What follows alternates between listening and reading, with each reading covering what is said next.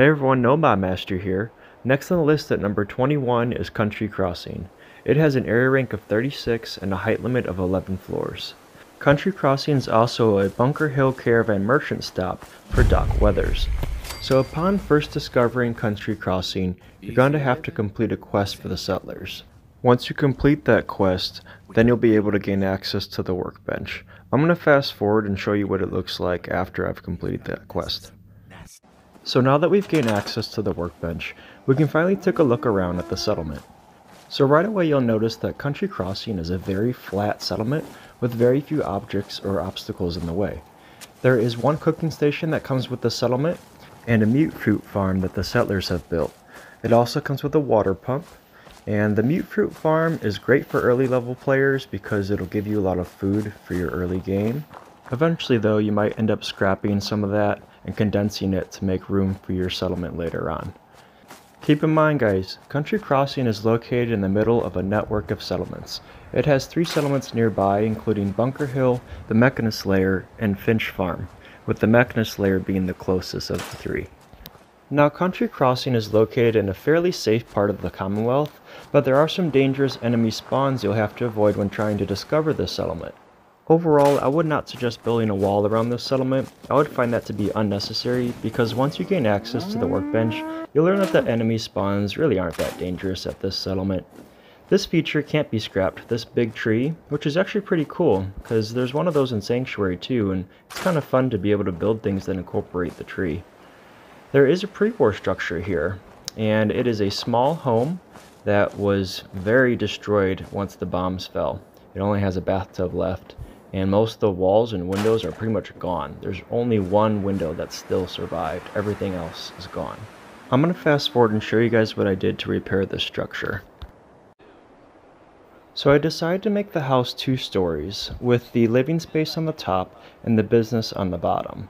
This allows for a single family home to live here while also running their business out of it at the same time. So the first thing I noticed when I started repairing the structure is that it is exactly 3 floors by 1.5 floors wide. That means you're going to have to get a little creative when repairing this structure, and I'll show you what I did in just a minute. Notice I kept that window in the corner there. I wanted to keep something that reminded you that this used to be a pre-war structure. So what I did here is instead of using double thick floors, I used 2 thin floors and stacked them on top of each other. This allowed me to then snap the thin quarter floors to the side of them, making it look like a double thick floor. You might need to utilize building tip number 2 if you've never built floors like that before. So upstairs is the living area, and then notice there's a small nook that hangs off the back of the house for the living room. And that basically is just to kind of make sure the house doesn't look completely square. I didn't want to just be an awkward square in the settlement. I built a little workstation underneath it so that it looks more natural next to the workbench. And let's go back up and I'll show you guys the other rooms. It was fairly easy to build the second floor because everything snapped to the floor/ceiling for the first floor. And this is the main bedroom with a full bed in it. There's a small hallway that connects the 2 bedrooms on both sides of the home. And then this is the children's bedroom with a bunk bed inside. So this is just the right amount of space for a small family. I'm going to take you guys back so that we can tour the rest of the settlement.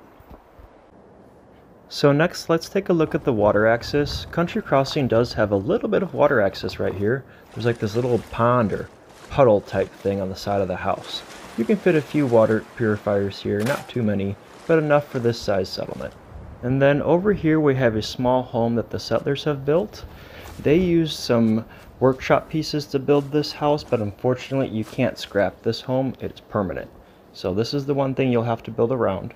You can scrap pretty much everything else inside, and it does come with some beds, which is nice. But outside of that, this isn't very large or it won't be really in your way, so it's not terrible. And then let's take a closer look at the mute fruit area.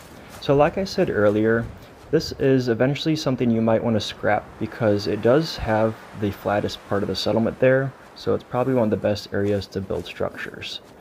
With that said, that pretty much concludes my video for today guys. Thank you all so much for watching, and I'll see you all next time.